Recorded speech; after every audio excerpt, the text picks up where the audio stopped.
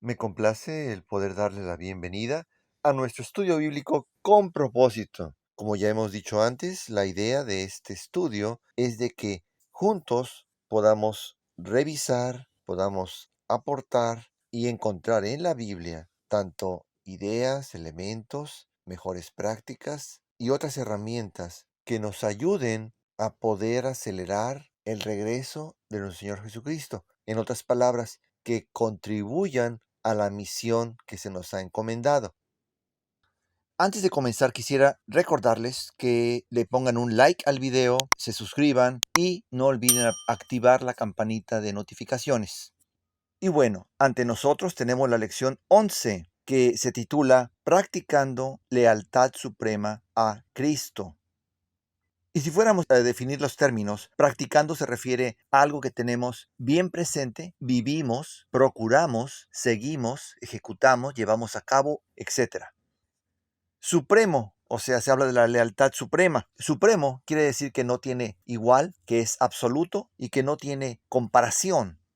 Y lealtad es una palabra que a veces le damos diferentes significados, pero quiere decir fidelidad, compromiso, devoción, dedicación, honor, deber, integridad, confianza. Eso es muy importante, confianza. Esto es la mejor manera de mantener la suprema lealtad a nuestro Señor, a Cristo, ¿verdad? La lección comienza hablándonos de una Biblia, o no, más bien no era Biblia, sino era un libro que decía con letras pequeñas, y aquí lo van a poder ver ahora, decía con letras pequeñas que era parte de la Biblia, pero al final pues sí, le sacaron la mayor parte de los versículos que hablaban contra la esclavitud. Saben ustedes que este libro que se usaba para evangelizar fue actuar bajo circunstancias. Alguien puede decir, bueno, qué malos, ¿por qué pusieron una Biblia así? El problema era este, estaba prohibido tanto enseñar la Biblia como enseñar a leer a los esclavos. Entonces era delito hacer eso. Y al mismo tiempo los misioneros querían llevarles el evangelio. Entonces lo que hicieron fueron prepararon este material que tenía aquellos pasajes que los dueños de esclavos no iban a objetar que se les enseñara a lo que ellos consideraban su propiedad. Así que por eso desarrollaron esos pasajes selectos de la Biblia. Esto se utilizó en la parte del Caribe de habla inglesa, lo que hoy día es Jamaica, Trinidad, Antigua, Montserrat, Barbados y otros lugares en el Caribe. Entrando ya en materia, estamos estudiando de la carta a los Efesios, capítulo 6, y vamos a tocar versículos del 1 al 9 y otros versículos que redondean la idea también. Es importante que tengamos en cuenta el marco que hemos ido definiendo a lo largo de este estudio. La unidad genuina es alcanzable únicamente en el Señor. Aquí en este caso, como vamos a ver, la unidad tanto entre generaciones como grupos sociales, clases, castas o equipos, o como se le quiera llamar, solamente se va a llevar a cabo cuando lo hagamos en el Señor y hagamos a un lado todos nuestros conceptos humanos para agruparnos. El primer tópico es el que tiene que ver con los hijos. Por eso es que dice, hijos, obedezcan a sus padres. Y hay algo interesante, como lo vamos a ver más adelante, la palabra obedecer es una palabra en griego, es Hipoakoute. y son dos palabras. Hipo quiere decir abajo y akoute es escuchar. En este caso, obedecer es escuchar. La palabra griega que se usa para obedecer es escuchar debajo. Quiere decir esto, escuchar con la intención de obedecer, con la intención de ejecutar, escuchar con la intención de hacer lo que uno escuchó. Esa es la palabra hipoakoute, que viene a ser escuchar en el idioma griego. Ahora, entonces, a los hijos se les indica que obedezcan. ¿Por qué? Porque esto es algo que se hace en el Señor. Obedezcan a sus padres. Y este precepto de obedecer lo vemos presente aquí cuando se habla de los hijos y cuando se habla de los esclavos. En el Nuevo Testamento, a las esposas nunca se les dice que obedezcan, sino que se sometan. ¿Por qué? Porque están al mismo nivel. Es cuestión de someterse. Ya habíamos hablado la semana pasada del contexto de tal sometimiento, que es en el Señor, ¿verdad? Y la palabra obedecer tiene que ver con autoridad. La obediencia tiene que ver con la autoridad. Los padres tienen autoridad sobre los hijos. ¿Por qué? Porque son los responsables de guiarlos, como vamos a ver ahora en un momento. Y también en este caso los amos o empleadores, diríamos ahora, los que dan empleo, tienen la consigna de dar indicaciones. Y los otros Los empleados, los esclavos, los siervos, pues tienen que obedecerlas, tienen que acatarlas. Eso es, en esencia.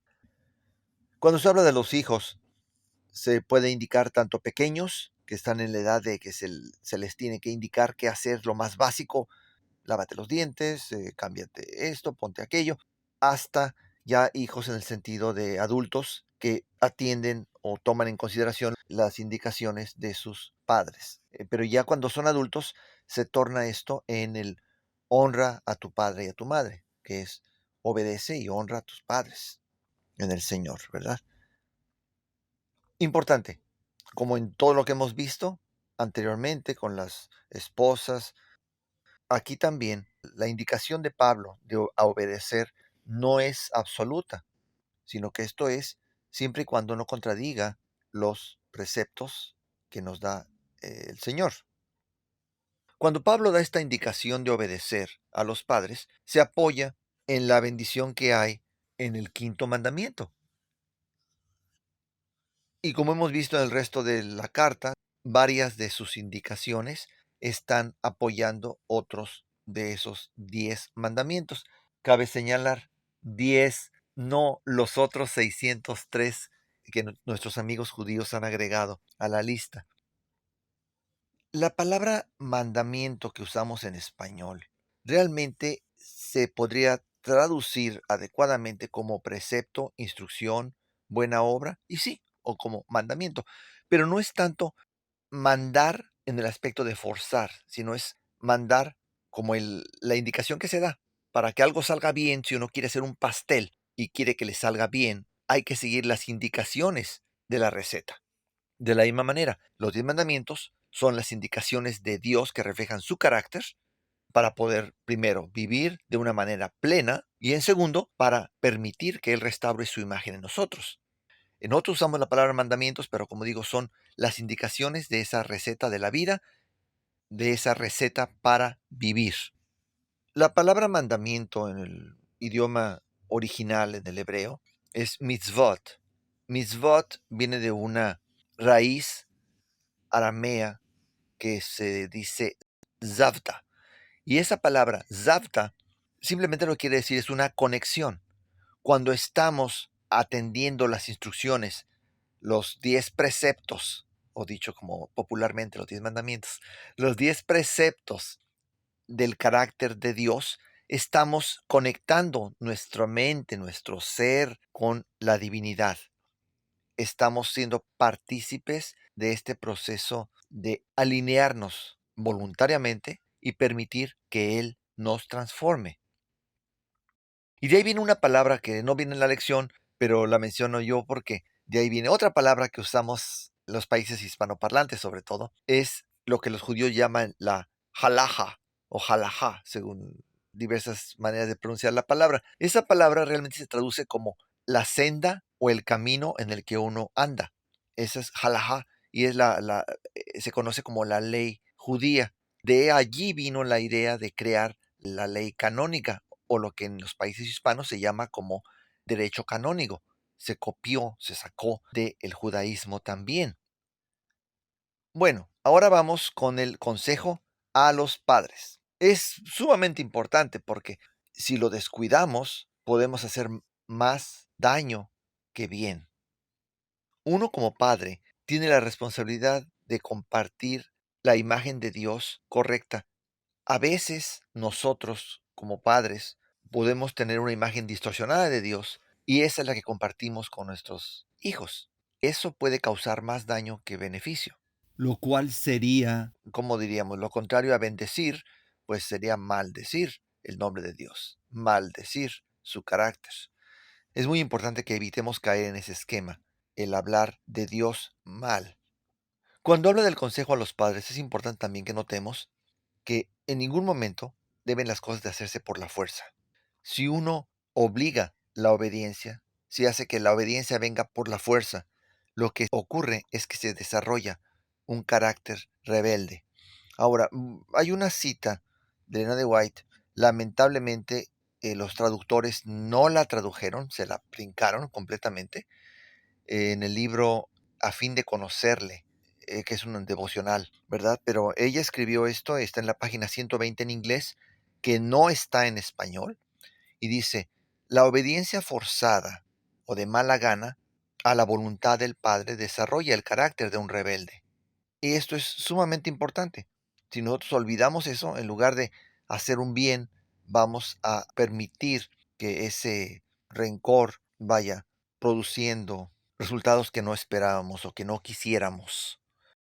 La lección comenta allí de los consejos del libro apócrifo, o como le llaman los amigos católicos, deuterocanónico, Jesús Ben Sirach. Es el libro que no es parte de la Biblia.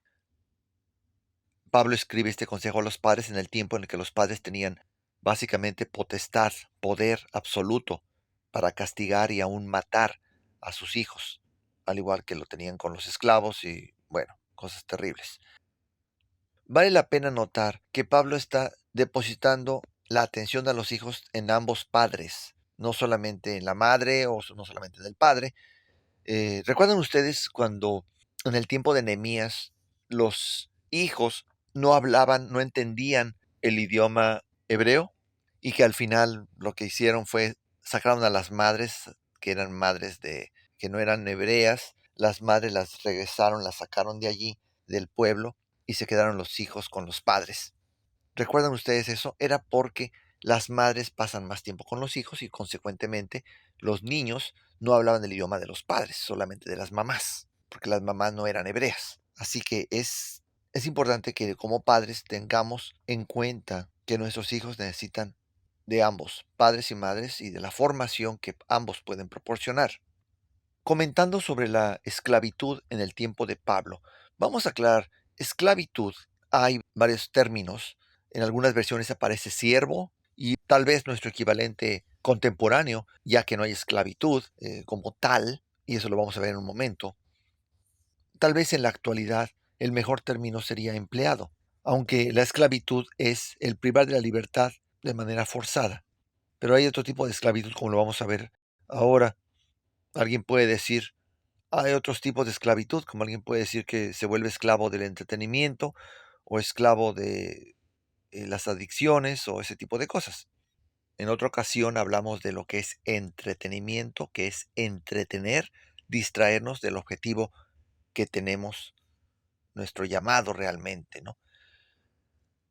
Y el entretenimiento pues incluye películas, series de televisión, música, etcétera. Y otras personas son esclavos de las redes sociales, TikTok, YouTube, Facebook y otros.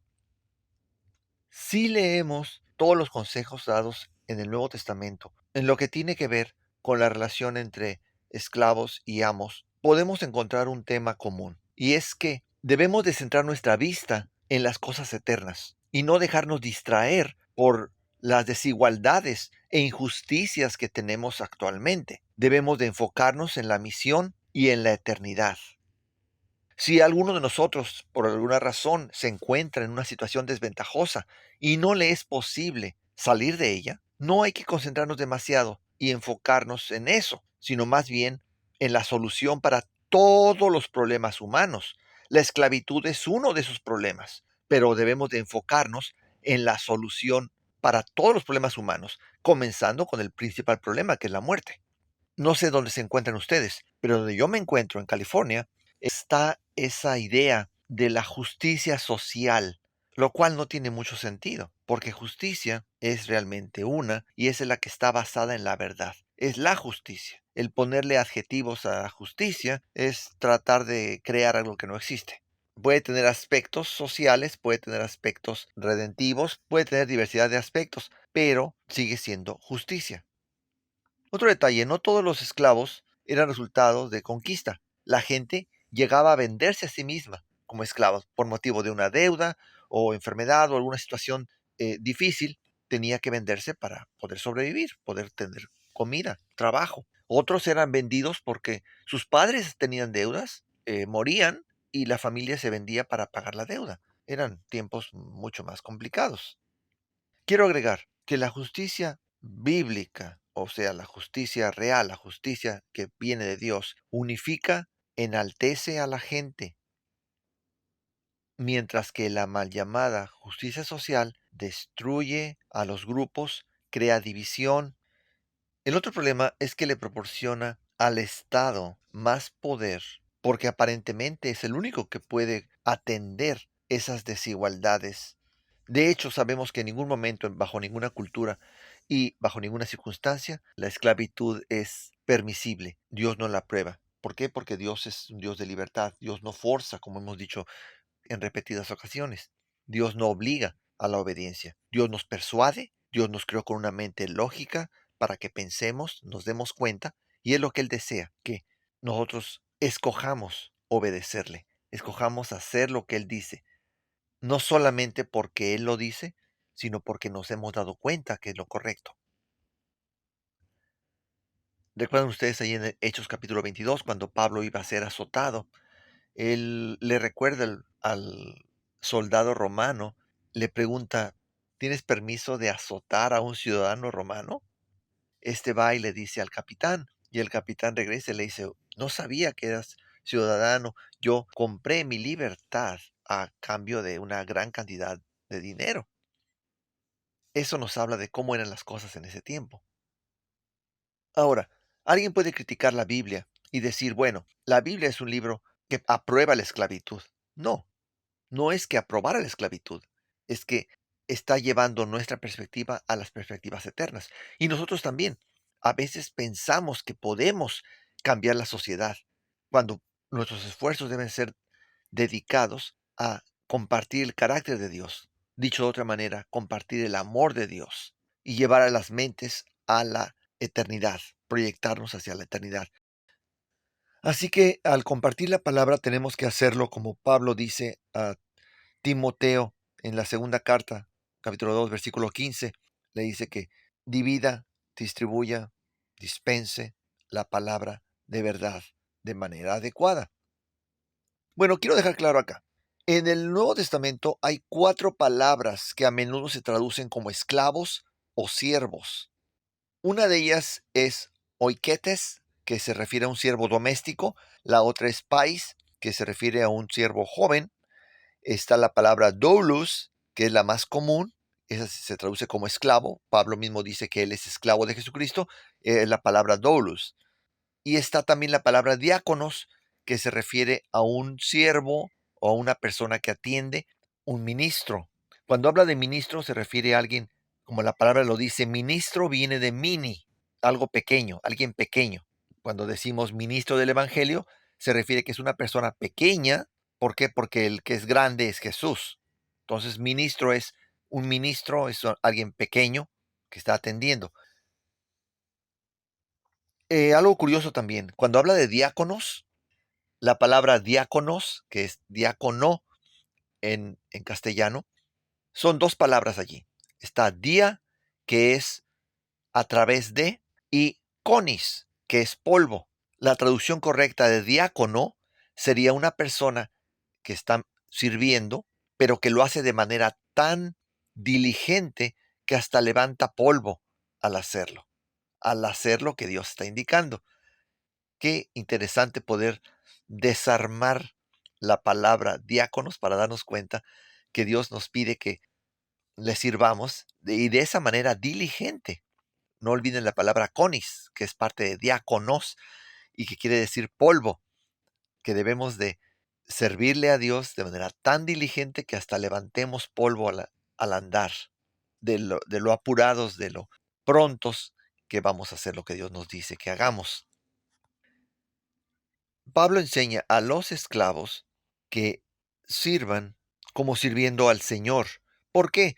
Porque un corazón dividido, rencoroso, afecta a la unidad. Y recordemos, ese es el tópico principal de la carta, la unidad en Cristo. Pablo pide a los esclavos cristianos que obedezcan a sus amos y lo hagan de manera sincera y hagan un trabajo excelente, porque es para Jesús. Al hacer eso no es tanto que esté respaldando la esclavitud, sino que está elevando a la persona de ser un simple esclavo a ser un hijo de Dios. Está sirviendo a Jesús. No quiere decir que el amo represente a Jesús, Quiere decir que el servicio, el corazón humilde, es el corazón de Jesús, que está transformando a ese esclavo en un hijo de Dios, por encima de todo. Pablo dice que sirvan con temor y temblor.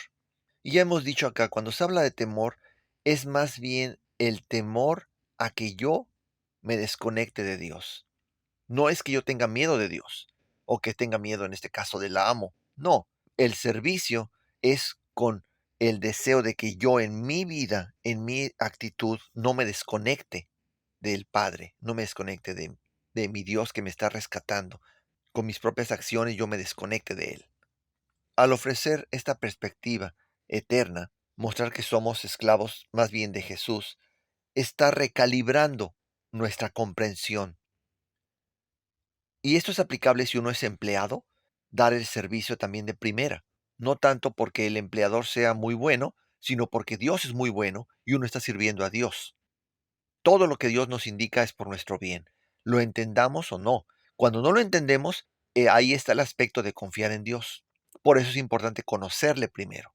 Si no conocemos a Dios, no le podemos confiar. Y si no le confiamos, pues ¿cómo vamos a hacer lo que Él nos dice por confianza?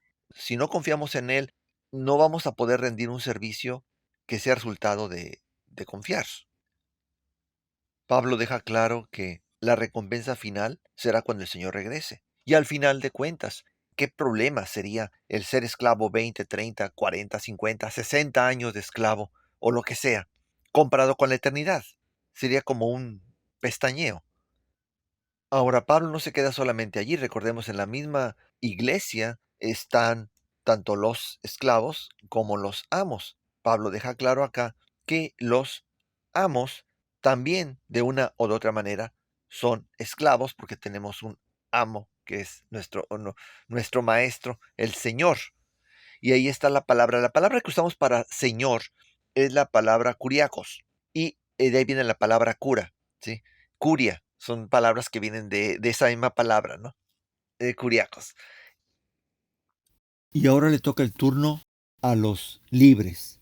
Pablo utiliza este término, dice ya sea que seas doulos o eleuteros, ya sea que seas esclavo o que seas libre, para dirigirse a los amos, los señores, o lo que sería hoy día los empleadores o los patrones. En el versículo 9 del capítulo 6, Pablo dice, y a los amos o a los señores, traten a sus esclavos o empleados de la misma manera. No los amenacen. Recuerden que en el cielo ambos tienen a un Señor y Él no practica favoritismo. Pone la visión ya no tanto en lo terrestre, sino en lo celestial. Y recuerden esto, para un judío era normal, en cada oración repetían las famosas palabras de Baruch atah Adonai Eloheinu melech haolam. Bueno eres, Señor, Dios, Rey del universo. En cada oración así comienza. Y ya después dice, te doy gracias por esto, por el pan, por X o Y. Pero esa es la manera en la que comienza. O sea que el concepto de amo, de Señor, Adonai, está presente allí. Así que lo que estamos viendo acá es una aplicación de una realidad que para un judío era común y corriente, pero para un converso, una persona que no tenía el bagaje judío, pues era algo nuevo. Pablo muestra aquí a los esclavos elementos que les elevan completamente de su realidad en ese momento. Les recuerda que son adoptados como hijos de Dios. Lo que leímos, bueno, todo lo que hemos leído en la carta de los Efesios, ¿verdad? Les recuerda que fueron rescatados. Y la palabra rescatados o redimidos se refiere a haber sido comprado, recuperado, algo que se había perdido y ahora se recupera. Les recuerda también que tienen una herencia con Dios, que van a participar, que van a compartir el trono con Jesús, que son ahora ciudadanos del reino, miembros de la familia de Dios y parte integral del cuerpo de Cristo. O sea, con todo esto, imagínense, entre más carente está la persona y se le presenta todo esto, capta esta oferta más fácilmente. Y esto se traduciría en nuestra realidad cuando la mayor parte de la gente que responde a la invitación de Dios es aquella persona que se encuentra en una situación más desventajosa. Por eso es que nosotros tenemos que aprender a presentar la oferta de Dios de manera que apele a las necesidades de quien la recibe, de quien recibe esta oferta. Y cuando hablamos de esclavitud, tenemos que reconocer que todos de una u otra manera nacemos esclavos porque estamos sujetos a la muerte. Hemos sido esclavizados por el enemigo de Dios y a menos que se nos informe de la oferta de Dios, vamos a morir esclavos. Hay quienes escogen ser esclavos a las adicciones o el entretenimiento u otras cosas. El aspecto definitivo de esa esclavitud es que todos somos mortales. Dios nos ofrece la libertad, nos ofrece sacarnos de este laberinto que llamamos vida y restaurarnos al plan original. Es importante que tengamos esto bien claro al vivir, compartir y pues practicar esta lealtad con el Señor. Esta lealtad es aquella que tenemos nuestra integridad, nuestro cometido, todo lo que somos para responder por todo lo que Dios ha hecho por nosotros, por todo lo que Dios es. Así que no hay vuelta de hoja, como dicen comúnmente. Si hemos de practicar, de vivir siendo leales a Jesús, vamos a permitir que Él nos transforme y nos ponga su espíritu, lo cual va a conllevar que tengamos los intereses de Él, que sintamos ese pesar por las almas que perecen, que sintamos el deseo de alcanzar a los que no han todavía apreciado la oferta de Dios. Y al mismo tiempo, cuando la presentamos, tenemos que hacerlo teniendo cuidado de hablar bien de Él. Hace rato que hablaba de la oración judía, normalmente se traduce como bendito sea Señor, Dios del universo. Y yo dije, bueno eres, Señor Dios del universo. ¿Por qué? Porque esa es la misma palabra. Bendecir es hablar bien de. Nosotros tenemos ese cometido, esa invitación de hablar bien de Dios y eso mostrará que estamos siendo leales, que confiamos en el Señor y por supuesto que su Espíritu está morando y transformándonos. Que el Señor les bendiga.